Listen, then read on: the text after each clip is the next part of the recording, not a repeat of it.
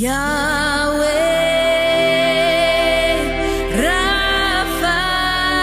మెస్సీయ గారి దివ్యనామములో మీ అందరికీ ఈ మొదటి జామున షలోం తెలియపరుస్తున్నాను, శుభాలు తెలియపరుస్తున్నాను. తండ్రి మరొక కార్యక్రమాన్ని వీక్షించే కృప మీకును, ఈ కార్యక్రమాన్ని చేసే కృప తండ్రి మనకిచ్చారు. తండ్రికే మహిమ. మరొక పాట విందాం. తండ్రికే స్తుతి స్తోత్రాలు చెల్లునుగా. హల్లెలూయా. పాట విందాం. హల్లెలూయా.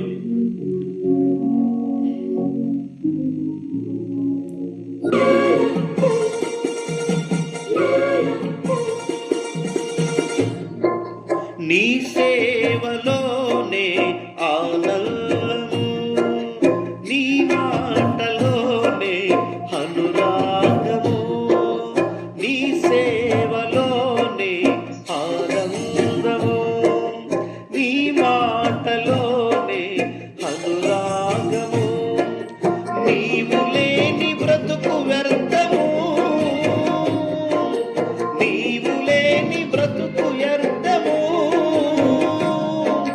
మెస్సయా మెస్సయా, నీవే నీవే మాకు ఆధారము, నీవే నీవే మాకు ఆధారము. నీ సేవలోనే ఆనందము, నీ మాటలోనే అనురాగము.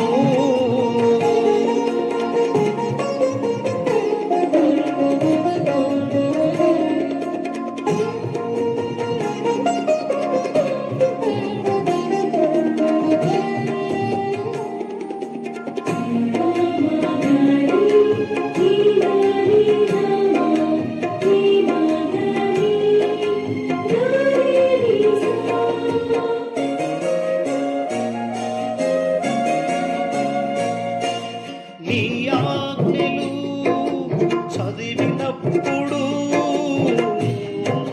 బుద్ధి లేని నాకు బుద్ధి వచ్చెను. నీ మార్గములో నడిచినప్పుడు నడక రాని నాకు పరుగు వచ్చెను. స్తోత్రం స్తోత్రం స్తోత్రం. నీ ఆజ్ఞలను చదివినప్పుడు బుద్ధి లేని నాకు బుద్ధి వచ్చెను. నీ మార్గములో నడిచినప్పుడు నడక రాని నాకు పరుగు వచ్చెను. స్తోత్రం స్తోత్రం స్తోత్రం. స్తుతుల సింహాసనానికే సుస్వాగతం, స్తుతుల సింహాసనానికే సుస్వాగతం. నీ సేవలోనే ఆనందము, నీ మాటలోనే అనురాగము.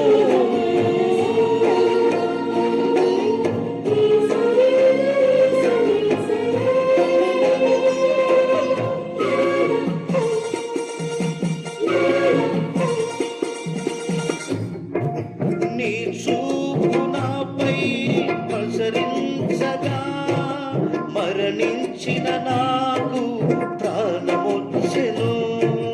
నీ స్వరమును నేను వినప్పుడు బలహీనుడైన నాకు బలము కలిగెను.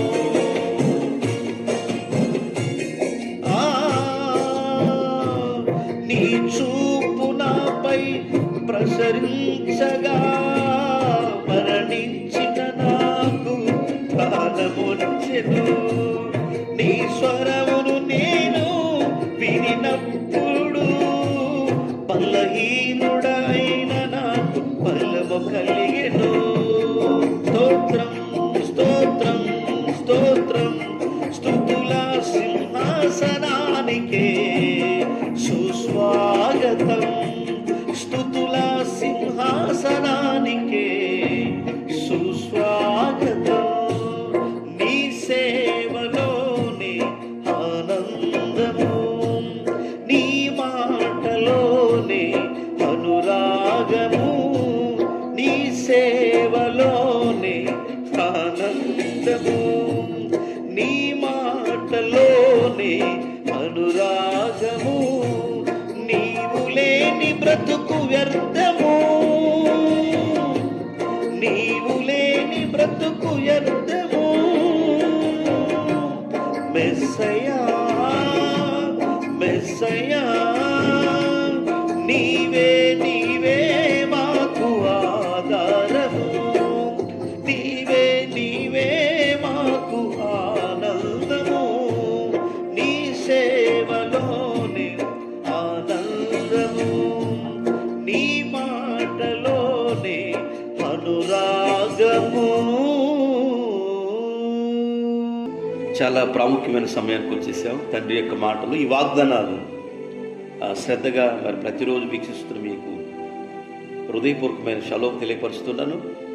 తండ్రి యొక్క మాటలో చివరి గ్రంథమైన యోహాను గారు పద్మాస్ దీవిలో నిజంగా దర్శనం ద్వారా చూసి రాసినట్టు శ్రేష్టమైన గ్రంథంలో 22వ అధ్యాయం 14వ వచనంలో ఒక ఆశ్చర్యకరమైన మాట రాయబడింది. అది చదువుదాం దయచేసి.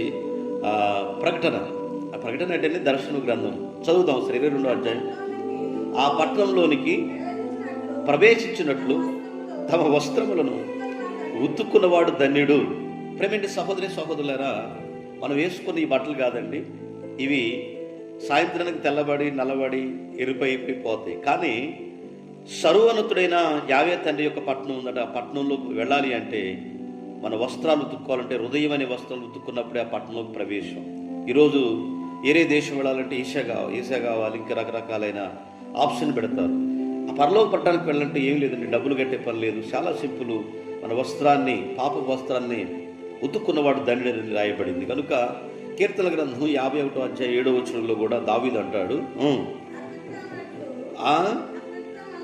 అపవిత్రం అగునట్లు ఈసోపుతో నా పాపములను పరిహరింపుము, హిమము కంటే నన్ను తెల్లగా శుద్ధి చెయ్యి. హల్లెలూయా. ఈరోజు ఎర్రబడిన పాపాలు దావీదు ప్రార్థన చేస్తాడు. 51వ అధ్యాయం అంటేనే చాలా ప్రార్థన, విజ్ఞాపన ప్రార్థన. ఆయన మహానుభావుడు దావీదు ఏమంటాడంటే, ప్రార్థన చేస్తూ పాపాలు ఒప్పుకుంటూ 51వ కీర్తనలో ఎంతో ప్రార్థన చేసినట్లు రాయబడింది. అయ్యా, ఈసోపుతో నా పాపాన్ని కడుగయ్యా, హిమము కంటే కనికరించయ్యా, సహాయం చేయ, నన్ను కరుణించాయని ప్రార్థన చేస్తున్నట్టు దావీదు. ఎందుకంటే మర్డర్ చేశాడు, అత్యాచారం చేశాడు. నా పాపాలు పోవాలంటే హిమము కంటే తెల్లగా నా హృదయాన్ని తెల్లని హృదయం చేయని చెప్పి మోకరిల్లు ప్రార్థన చేస్తున్నాడు. ఇంకొక అధ్యాయం యెషయా గ్రంథం 1వ అధ్యాయం 18వ వచనంలో మరొక మాట చదువుకున్న మధ్యాహ్నం, మీ పాపములు రక్తం వల్ల ఎర్రబారి ఉన్నవి, హిమము కంటే తెల్లవగునుగా. హల్లెలూయా. గొర్రెబొచ్చు తెల్లగా ఉన్నట్లుగా మన పాపాలన్నీ కడిగివేయటానికి యెహోవా మెస్సీయ రక్తము ద్వారా మాత్రమే కడిగిబడతాయని రాయబడింది. దానియేలు గ్రంథం 12వ అధ్యాయం 10వ వచనంలో ఒక ఆశ్చర్యకరమైన మాట ఉంది. ఇప్పుడు ఇవన్నీ కూడా మనం ధ్యానం చేద్దాం పిల్లరా. దానియేలు గ్రంథం 12వ అధ్యాయం 10వ వచనం, అనేకులు తమను శుద్ధి చేసుకొని ప్రకాశమానమైన నిర్మూలమగుదురు. హల్లెలూయా. అనేకులు వచ్చి యెహోవా మెస్సీయ దగ్గర పాపాలు ఒప్పుకొని వాళ్ళు తెల్లగా హృదయాలు కడుక్కొని నిర్మూలమయ్యే పవిత్రతలోకి రావాలని ఆశపడుదురని రాయబడింది. చివరిగా ప్రకటన 7వ అధ్యాయం 14వ వచనాన్ని చదివి నాకు కొద్దిగా జ్ఞానంలో మనం వెళదాం. చదువు 7వ అధ్యాయం 14. వీరందరూ మహాశ్రమ నుండి వచ్చిన వారు గొర్రెపిల్ల రక్తములో తమ వస్త్రములు ఉతుక్కొని వాటిని తెలుగు చేసుకుని, గొర్రెపిల్ల రక్తం అంటే యెహోవా మెస్సీయ రక్తమే. ఈరోజు తమ గొర్రెలు తన స్వరం విలువను రాయబడింది. ప్రియ సహోదరి సహోదరులారా, ఎవడైతే గొర్రెపిల్ల రక్తాన్ని ఆస్వాదిస్తాడో, ఆ రక్తం లేకుండా పాప క్షమాపణ లేదు మానవులకి.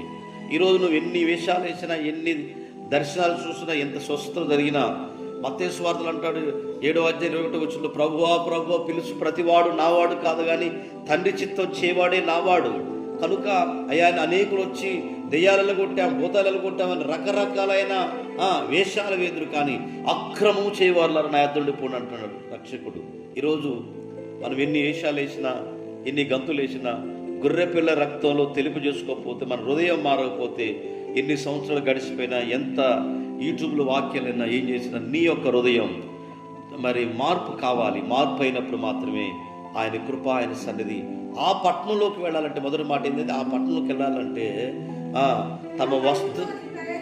ఆ పట్టణంలోకి ప్రవేశించినట్లు తమ వస్త్రాలు ఉతుక్కున్నవాడు ధన్యుడు. ఎవరంటే ఈ లోకంలో ఉన్న జనులు వారు వైపు వీరు వైపు వాళ్ళు ఇస్తారు, వీళ్ళు ఇస్తారు, ఆయన ఏదో చేస్తారు. నో, వస్త్రాలు ఉతుక్కోకుండా పాపం నీలో ఉంచుకొని ఎన్ని సంవత్సరాలు కానుకలు ఇచ్చినా, దశభాగాలు ఇచ్చినా, ప్రార్థన చేసినా, స్వస్థవరం ఉన్నా నీకు ఆ పట్టణంలో ప్రవేశం లేదని ఈ వాక్యం ద్వారా మరి తెలియపరచబడి కనుక మన వస్త్రాలు ఉతుక్కునేవారుగా తన రక్తం పెట్టి శుద్ధీకరించబడి పాపాలు ఒప్పుకొని పశ్చాత్తాపంతో అడిగితే యావే మన ధన్యం కూడా ఆయన రాజ్యంలో ఆ పట్టణంలో ప్రవేశింపజేయునుగాక. ఎందుకంటే నిద్రపోయేవాడిని లేపితే లెగుస్తాడండి.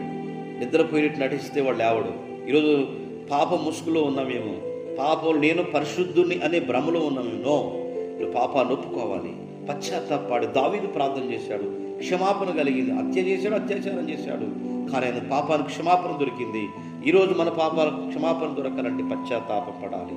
సౌలు రాజు, మొట్టమొదటి రాజు, నిజంగా ఆయన క్షమాపణ పొందడం గర్వించాడు, తన రాజ్యాన్ని కోల్పోయాడు. దావీదుకి ఆ రాజ్యం అప్పచెప్పబడింది. దావీదు నిజంగా చేరాని పాపం చేశాడు, పశ్చాత్తాపడి ఒప్పుకున్నాడు, క్షమాపణ దొరికిందయ్యా. హిమము కంటే తెల్లగా నా మనసును కడుగయ్యా, ఈ సోపుతో కడుగయ్యా, నీ రక్తం పెట్టి కడుగని ఎప్పుడైతే పశ్చాత్తాపడ్డాడు అని పాపాలు క్షమించబడ్డవి.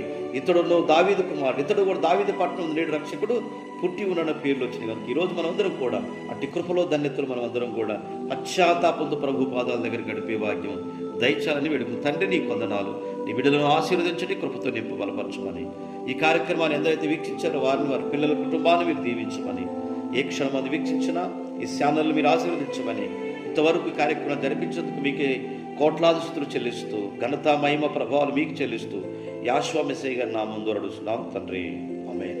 చివరిలో ఒక మాట ఏంటంటే, ఈ కార్యక్రమాన్ని సబ్స్క్రైబ్ చేయండి, అలాగే అనేకులు తెలియపరచండి. ప్రతిరోజు ఈ కార్యక్రమం మానకుండా చూస్తున్న మీ అందరికీ మరొకసారి ప్రేమపూర్వక విషయాలు తెలియపరుస్తున్నాం. తండ్రికి మహిమ కలుగునుగాక. షలోమ్ అండి.